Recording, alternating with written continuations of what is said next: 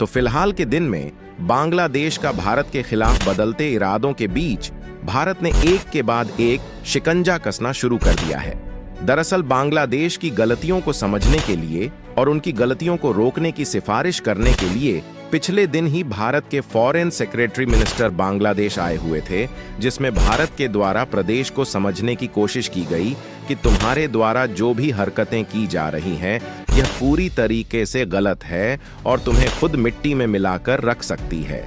लेकिन आपको जानकर हैरानी होगी कि इतने खराब हालातों में भी बांग्लादेश ने हामी भरने और भारत की बात मानने के बजाय उन्होंने कुछ ऐसी बातें कही हैं जिससे भारत भी आग बबूला हो गया है। और हाल में भारत के द्वारा कुछ ऐसे कदम उठाए गए हैं जिसमें न सिर्फ बांग्लादेश के खिलाफ बॉर्डर सिक्योरिटी टाइट की गई है, बल्कि खान की तो बात छोड़िए, पानी तक को बांग्लादेश तरसने वाला है, क्योंकि आपको मालूम हो तो भारत की तरफ से कई फूड प्रोडक्ट के एक्सपोर्ट पर बांग्लादेश के लिए बैन लगाया गया है। लेकिन आप इस बात को जानकर बांग्लादेश के लिए सोच में पड़ जाएंगे कि अभी से ही बांग्लादेश में एक बहुत बड़े लेवल पर फूड क्राइसिस देखने को मिल रहा है। और यह फूड क्राइसिस इतना ज्यादा बढ़ चुका है कि बांग्लादेशी स्मगलर चोरी चुपके से भारत के बॉर्डर पर सोना बेचकर खाने पीने की वस्तुओं को अपने देश में ले जाने के लिए मजबूर हो चुके हैं। पूरी डेवलपमेंट क्या है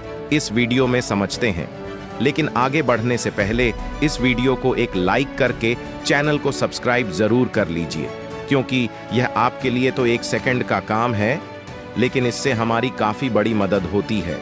दरअसल देखा जाए तो बांग्लादेश की तरफ से भारत के विरोध में उठाए जा रहे कदम से भारत पूरी तरीके से परेशान है। वैसे तो हम लोग नहीं चाहते कि बांग्लादेश पाकिस्तान जैसा देश बने और आगे चलकर हमारे लिए खतरा बने, लेकिन शायद इन्हें भारत से सभी व्यापारिक रिश्ते तोड़कर पाकिस्तान बना ही ज्यादा पसंद है, जिसके कारण भारत को भी धीरे धीरे वही कड़ा रवैया इनके खिलाफ अपनाना पड़ रहा है जो कि हम पाकिस्तान के खिलाफ अपनाते हैं। अगर आपको ध्यान हो तो हमने बताया था कि बांग्लादेश की सरकार सामने आकर कह रही है कि हम भारत के साथ उलझे हुए संबंधों को सुलझाना चाहते हैं,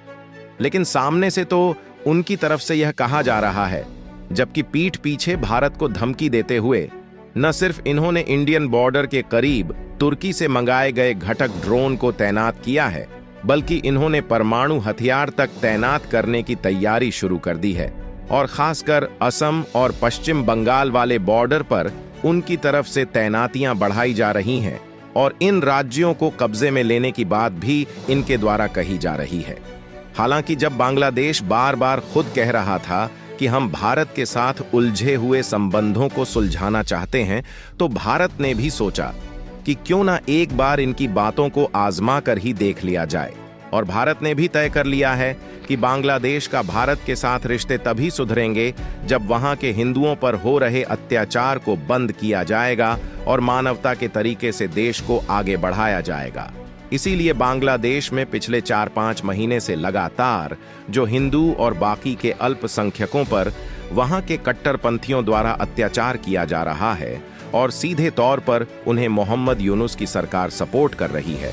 उनसे खुद बात करके इन अत्याचारों को बंद करने के लिए और विवादों को सुलझाने के लिए भारत के फॉरेन सेक्रेटरी मिनिस्टर विक्रम मिस्त्री पिछले दिनों 9 दिसंबर को बांग्लादेश में गए थे, जहां पर भारत के फॉरेन सेक्रेटरी का स्वागत भी ठीक ठाक तरीके से किया गया और कई घंटे तक लगातार दोनों देशों के बीच मीटिंग चलती रही और पिछले दिनों बांग्लादेश में हुई। इस मीटिंग की खास बात यह है कि इसमें भारत के फॉरेन सेक्रेटरी मिनिस्टर ने सिर्फ बांग्लादेश के लंजू पंजू मिनिस्टरों से मुलाकात की,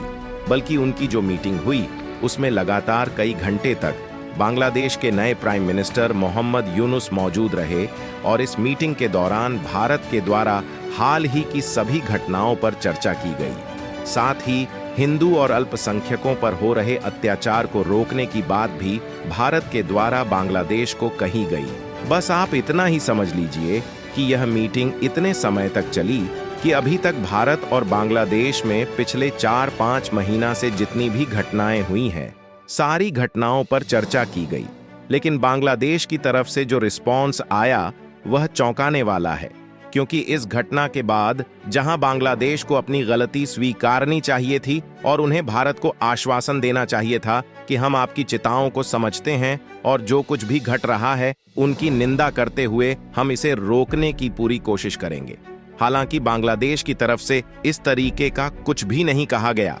बल्कि इसका उल्टा उनकी तरफ से चौंकाने वाली बात कही गई, क्योंकि इन्होंने कुछ ऐसा कहा जिस रिश्ते सुधरेंगे तो नहीं, लेकिन और भी ज्यादा खटास जरूर बढ़ जाएगी। दरअसल बांग्लादेश की तरफ से कहा गया कि बाकी के देश बांग्लादेश के बारे में चाहे जो भी सोच रहे हों, लेकिन उनके देश में सभी लोग अपने धर्म की रक्षा करते हुए स्वतंत्रता से आगे बढ़ रहे हैं और हालात बिल्कुल भी बिगड़े ही नहीं हैं और किसी भी दूसरे देश को टिप्पणी करने का अधिकार नहीं है। यानी कि आप इसका अंदाजा इसी बातों से लगा सकते हैं कि किस तरीके से झूठ बोलकर इनके द्वारा खुद भारत से और भी ज्यादा रिलेशन बिगड़ने की शुरुआत की जा रही है।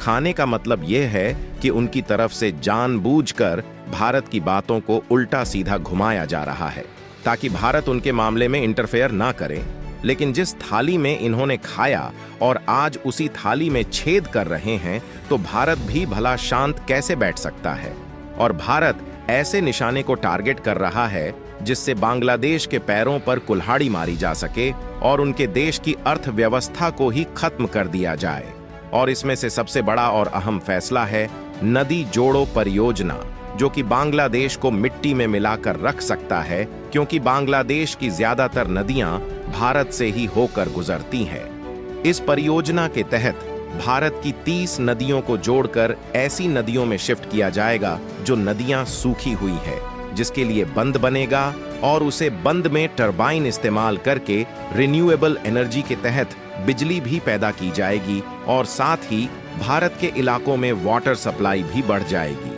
लेकिन वही इस परियोजना से बांग्लादेश को बहुत बड़ा झटका लगेगा, क्योंकि बांग्लादेश में भारत के रास्ते से गुजरने वाली नदियों में पहुंचने वाला पानी बहुत कम हो जाएगा। इसके अलावा आपको बता दें कि बांग्लादेश में आलू और प्याज जैसी हर रोज जरूर में आने वाली चीज, जिनके बिना भोजन भी नहीं बन सकता, इन फूड प्रोडक्ट को काफी हद तक भारत के द्वारा बांग्लादेश को एक्सपोर्ट करने के लिए रिस्ट्रिक्शन लगा दिया गया है, जिसके बाद बांग्लादेश के बाजारों में इनकी कीमत इतनी ज्यादा बढ़ गई है कि बांग्लादेश अपनी मार्केट को कंट्रोल करने के लिए स्मगलर का इस्तेमाल करने लगा है। और यह जानकारी हम लोगों को तब मालूम चली जब हाल ही में बॉर्डर के करीब एक स्मगलर को बीएसएफ द्वारा गिरफ्तार किया गया, जिसके पास गोल्ड के 4 बिस्किट थे, जिनका वजन लगभग 4 किलोग्राम के आसपास था। और हाल ही में जब खुलासा हुआ तो यह बात मालूम चली कि फिलहाल के दिनों में इन स्मगलर ने भारत को सोना देकर लगभग 200 मिलियन टन प्रबंध फूड प्रोडक्ट की सप्लाई लिया है। खाने का मतलब यह है कि भारत की तरफ से कुछ फूड प्रोडक्ट पर ही रोक लगाई गई है, लेकिन उसके बाद ही उनके हालात इस हद तक हो चुके हैं कि इन्हें सोने के बदले फूड प्रोडक्ट लेना पड़ रहा है। तो अगर आगे भारत और भी एक्शन लेता है तो ये कहीं के नहीं रह जाएंगे। फिलहाल आपको क्या लगता है कि बांग्लादेश की इन हरकतों का जवाब कैसे देना चाहिए? अपनी राय कमेंट में जरूर बताएं और इस वीडियो को एक लाइक करके अपने मित्रों को शेयर जरूर करें ताकि उन्हें भी जानकारी मिल सके। जय श्री राम।